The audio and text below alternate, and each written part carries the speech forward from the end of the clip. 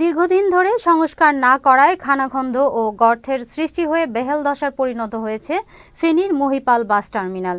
অবস্থার এতটাই অবনতি হয়েছে যে বর্তমানে ময়লা আবর্জনার ভাগাড় হিসেবে ব্যবহৃত হচ্ছে টার্মিনালটি।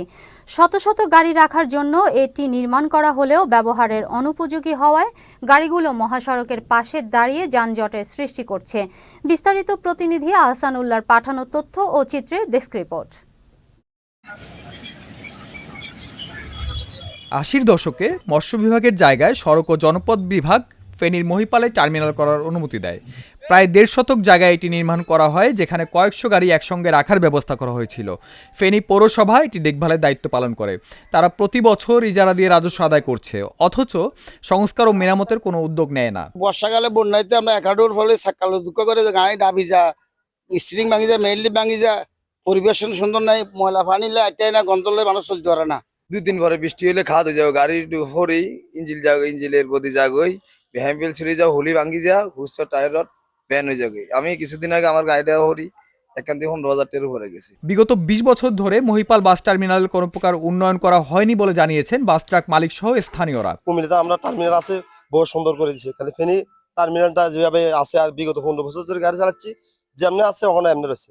পরিস্থিতি কোনো পৌরসভার টাকাও আমরা দিচ্ছি, পরিবহনের কোনো কাজ সংঘর্ষণ হচ্ছে না। বিগত 30 বছর ধরে টার্মিনালে কোনো উন্নয়নের কোনো কাজ কর্ম হয় নাই। আমরা পৌরসভার চাঁদা দিই 50 টাকা করে, টার্মিনালের কোনো উন্নয়ন নাই। বাথরুমের টাঙ্কির পানিগুলো কিভাবে এবার নামতেছে, এদিকে অনেকগুলো পরিবহন ইন্দা থাকে, কিন্তু আসলে কোনো স্ট্যান্ডে কোনো কাজ হইতেছে না। আর স্ট্যান্ড আপনার গাড়ি ঘোড়া এদিকে খুব যানজটে থাকে, আর সবগুলো গাড়ি রাস্তার উপরে থাকে।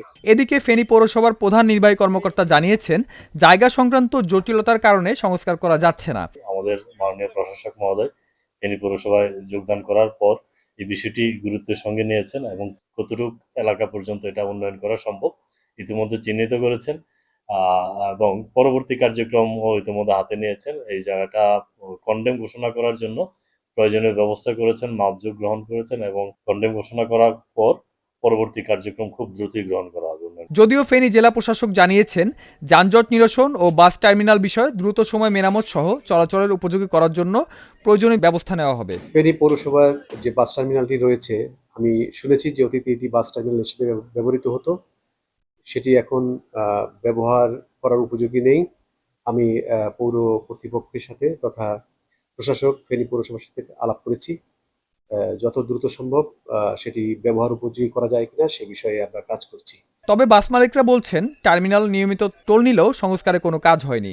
এ বিষয়ে পৌর মেয়র ও জেলা প্রশাসককে জানানোর পরেও কোনো সুরাহা হয়নি। আমাদের এই সমস্যাটা আজকে বহু বছর ধরে এটা কোনো সমাধান হচ্ছে না।